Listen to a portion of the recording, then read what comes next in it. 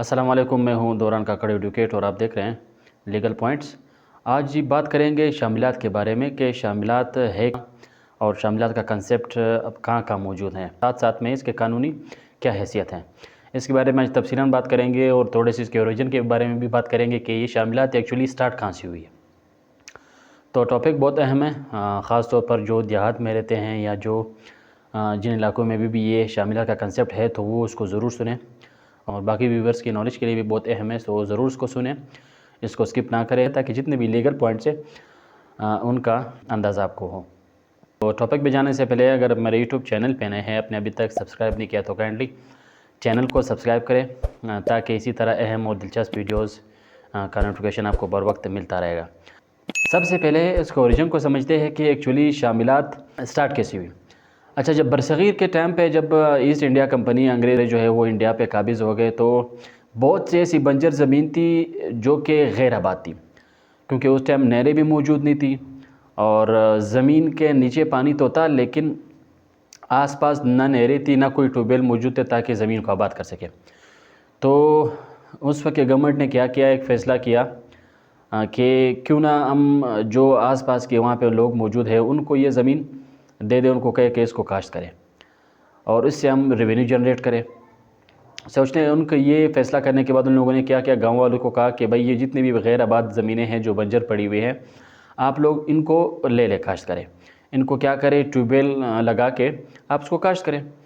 तो जो लोग वॉलंटियरली इस पे आ गए और उन लोग इस्तात रखते थे, उनकी ये इस्तात थी कि वो ज़मीन ट्यूबवेल को दे और ज़मीन को आबाद करें।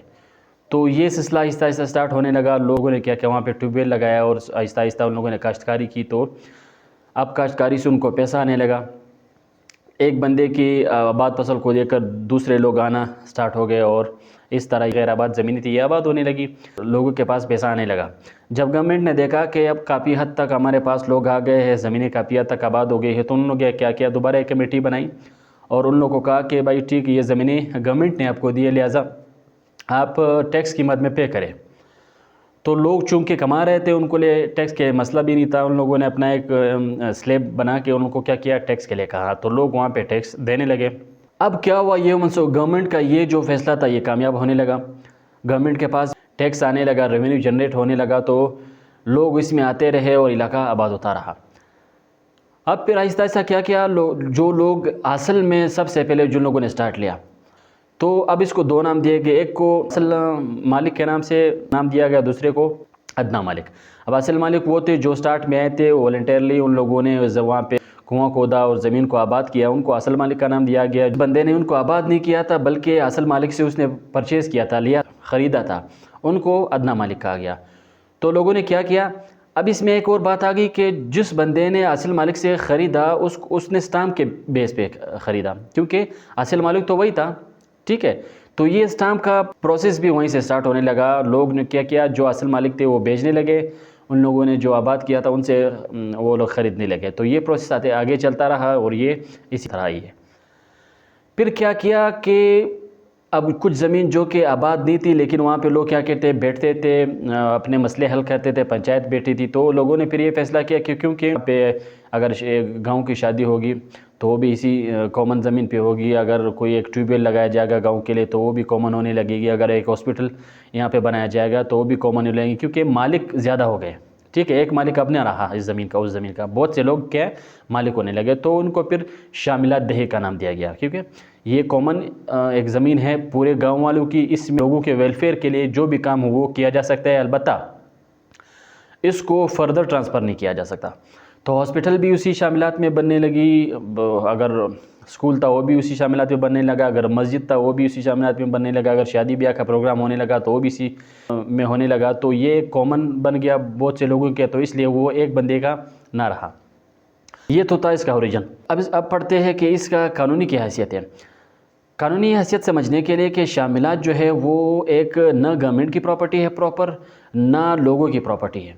ये एक्चुअली लोगों के फलाह व बहबूद के लिए, उनके वेलफेयर के लिए इसमें जो भी काम किया जा सकता है वही किया जा सकता है। फर्दर इसको ना ट्रांसफ़र किया जा सकता है, ना इसको भेजा जा सकता है, ना उसका इंतकालात करवा जा सकते हैं। तो ये ज़मीन पड़ी रहेगी, इस पर हॉस्पिटल तो बन सकता है, इस पर अगर माइनॉरिटीज़ रहते हैं, चर्च और मंदिर तो बन सकता है, इस पर मस्जिद तो बन सकता है, इस पर स्कूल बन सकता है, इस पर हॉस्पिटल बन सकता है, इस पर एक गांव के पलाव विभूत के लिए एक टैंकी बन सकती है, इसमें लोग अगर पानी लेना चाहे तो ये जितनी भी वेलफेयर ऑफ द सोसाइटी होगा ये काम उस पर हो सकता है।